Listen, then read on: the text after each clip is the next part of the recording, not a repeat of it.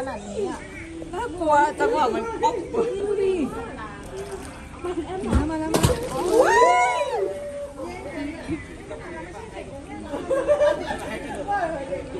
เรือตัวมันเลยล้อเล่น